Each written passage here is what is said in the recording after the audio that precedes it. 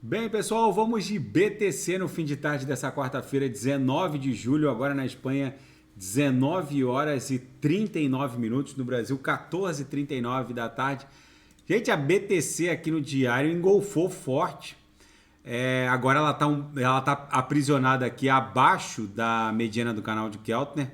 Está formando um fundo ascendente em relação ao fundo de ontem. Ontem a gente bateu na mínima 29.512. Fizemos um irmãozinho gêmeo com aquele fundo de 30 do 6. Agora a gente precisaria superar a mediana do canal de Keltner para retomar essa tendência de alta no curto prazo. Aqui no RSI estocástico não tem mais para onde cair. A BTC está absolutamente sobrevendida no diário, então é muitíssimo provável que agora a gente volte a estressar a própria upper do canal de Keltner, que está lá em 31 mil. Se superar o topo do dia 13 de julho, em 31.804, abre as portas para um rompimento ascendente desse padrão aqui, mastro bandeira, aí desenhando a onda 3, já que o mastro foi a onda 1, a bandeira 2 e a 3. No 4 horas, a BTC está aprisionada aqui no patamar da VWAP semanal. A gente precisaria superar 30.440 para poder retomar a tendência de alta no 4 horas. No semanal, a BTC está desenhando um micro doji, um corpo real muito tímido, com dois pavios igualmente ínfimos, mas a tendência é que ela volte a estressar a linha superior da nuvem aqui no semanal, para eventualmente dar andamento a essa pernada impulsiva, já que ela tentou se livrar da nuvem, travou, mas está desenhando uma figura triangular de caráter ascendente, com a linha superior flat, com a base aqui linkando todos esses fundos com uma inclinação padrão de 45 graus. Isso aqui provavelmente vai explodir em direção à lower subsequente aqui, que seria a linha no patamar de... na minha leitura vai ficar entre 36 e 40 mil dólares. Pode bater 40, pode bater um pouquinho mais, um pouquinho menos, pode eventualmente até bater 42. Na projeção, a nebulosidade esverdeada se mantém no semanal. No intraday, a BTC tá um reloginho. Hoje, todos os sinais na sala fecharam no gain, com lucro no bolso dos assinantes. Batia na upper, voltava para VWAP, batia na lower, voltava para VWAP, deu uma dupla garfada aqui na lower, voltou para VWAP e agora está aprisionada no patamar da VWAP. Na seara fática, a subsidiária do banco francês Société Générale agora obteve uma licença francesa com base no marco legal criptográfico Market em Cryptoassets, aprovado pelo Parlamento da União Europeia. Essa licença outorga ao Banco Société Générale a possibilidade de custodiar ativos criptográficos. É uma licença outorgada com base no marco legal dos criptoativos aprovado pelo Parlamento da União Europeia. Agora o mercado acredita que essa normativa da França será replicada em outros países da União Europeia, principalmente Alemanha, Espanha e Holanda, que travaram agora uma briga, principalmente a Holanda, travou uma briga contra a Binance. A Binance ameaçou sair da Holanda, agora eles retomaram as conversações, enfim. Vamos ver como isso vai se desdobrar. A Binance está tendo dificuldades em cada jurisdição específica da União Europeia por falta de uma regulamentação padronizada pelos países na hora de criar atos normativos que regulamentem o marco legal criptográfico aprovado pelo Parlamento da União Europeia. E os ex-chefes da SEC, da CVM norte-americana e da CFTC, o regulador de commodities e futuros, eles afirmam que ambas as agências reguladoras deveriam trabalhar em conjunto até que um marco legal criptográfico seja aprovado pelo parlamento norte-americano. O fato, gente, é que ambas as agências vivem batendo cabeça. A CFTC vive se metendo no mercado de futuros dos criptoativos.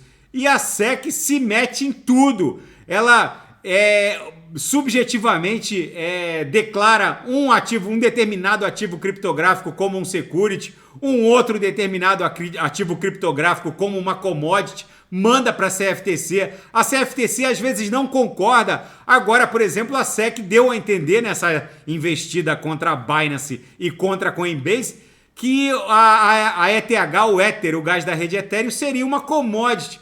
A CFTC nem tinha feito qualquer análise mais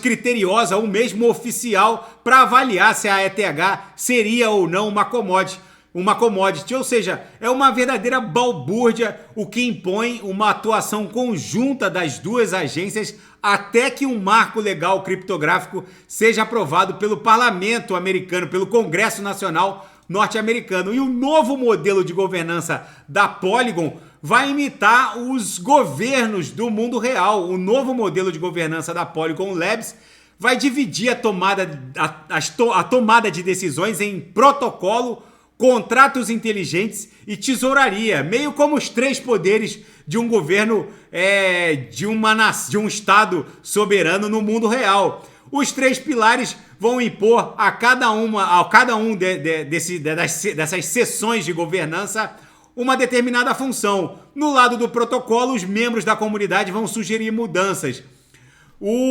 A Polygon Labs também reportou que vai nomear um conselho com membros da comunidade a ser votado. Na estrutura da tesouraria vai haver um outro conselho. Enfim, é um modelo tripartite de poder, de governança, imitando os estados soberanos que existem no mundo real. Enfim, a governança blockchain meio que replicando a governança política de estados soberanos no mundo real.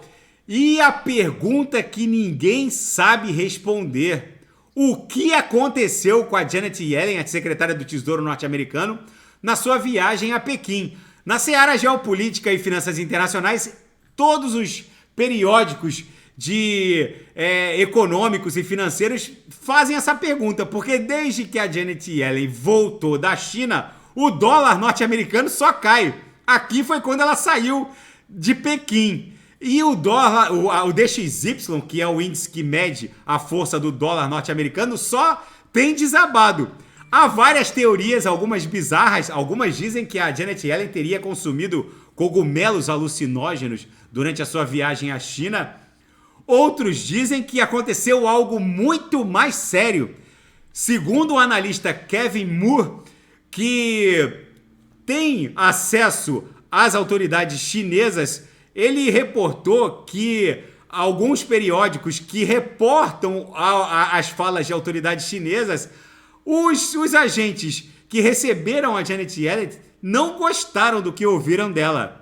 E o país decidiu, no caso a China, decidiu enviar uma forte mensagem aos americanos, já que eles não gostaram nada do que a Yellen falou para os agentes, os oficiais chineses, os reguladores econômicos que receberam ela. A China tem 3,2 trilhões de dólares em reservas cambiais. É a maior posição em dólar americano detido por um estado soberano.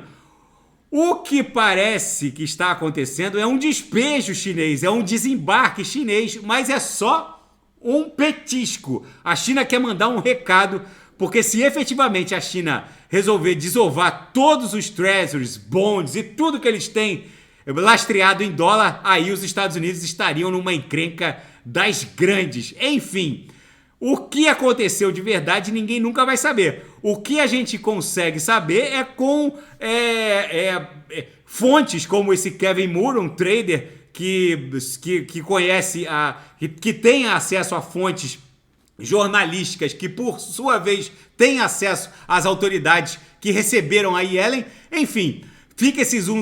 O fato é que o dólar não para de cair. Até o pré-candidato à presidência, Robert Kennedy Jr., reportou que vai lastrear o dólar em BTC se ele for o candidato eleito nas eleições presidenciais de 2024. E o chefe do grupo Wagner, o Prigozhin, ressurgiu dizendo que se mudou para a Bielorrússia e ali ele está estabelecendo a sua base.